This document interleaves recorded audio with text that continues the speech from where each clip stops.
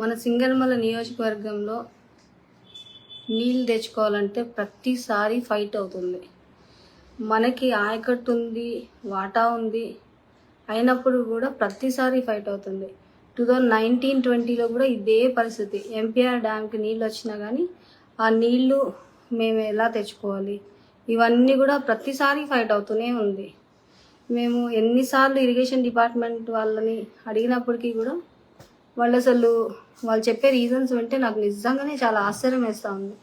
ఇంత అంటే ఒక నియోజకవర్గానికి రాయల్గా నీళ్ళు తెచ్చుకోవడం అనేది ఇంత కష్టమా? సో మన కాన్స్టిట్యున్సీకి, మన సింగనమల నియోజకవర్గానికి ఆయకట్టు ఉండి ఎందుకు నీళ్ళు ఇంత కష్టమవుతుంది ఏంటి అని చెప్పి ఎన్నిసార్లు మనం అడిగినా కానీ వాళ్ళు చెప్పే రీజన్స్ చాలా వియర్డ్ రీజన్స్. నాకు నిజంగానే ఆశ్చర్యం అయిపోయింది. ఇంకా నేను వెక్స్ అయిపోయాను. ఎందుకంటే 2019-20లో కూడా నేను చాలా కష్టపడ్డాను నీళ్ళ కోసం. సీఎం ఆఫీస్కి వెళ్ళాల్సి వచ్చింది. ఇక్కడంతా ఆపడానికి ట్రై చేశారు. అక్కడి నుంచి సీఎం ఆఫీస్ నుంచి నీలా అన్న, ధనుంజయ రెడ్డి అన్న, మళ్ళా మన ఈఎన్సీ చీఫ్ మన నారాయణ రెడ్డి అన్న,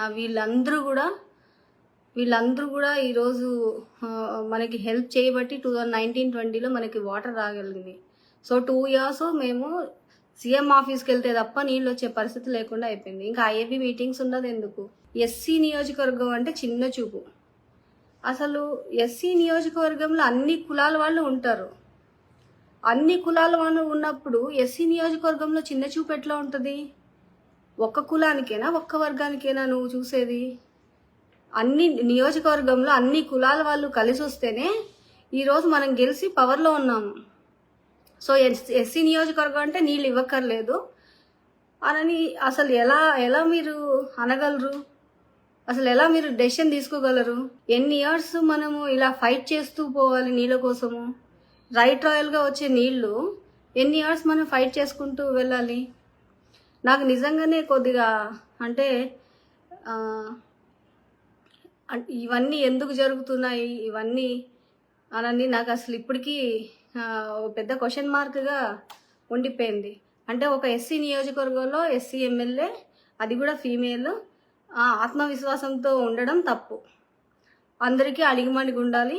ఎవరో ఈగో సాటిస్ఫై చేయడానికి వాళ్ళ కాళ్ళు పట్టుకోవాలి. నీళ్లు రాకపోయినా మాట్లాడకూడదు. మాట్లాడితే పెద్ద నేరం, అది చాలా చాలా పెద్ద తప్పు. సో ఈ ఐదేళ్ళు నాకు ఒక అవకాశం ఇచ్చారు పబ్లిక్. దాన్ని నేను సద్వినియోగపరచుకోవాలనుకున్నా.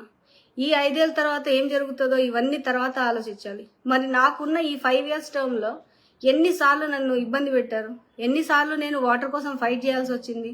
అసలు నీళ్ళ కోసము ఐఏబీ మీటింగ్లో మనం డిసైడ్ చేసేది పోయి ఏకంగా సీఎం ఆఫీస్కి వెళ్ళి నీళ్ళ పంచాయతీలు తేల్చే స్టేజ్కి వెళ్ళిపోయింది.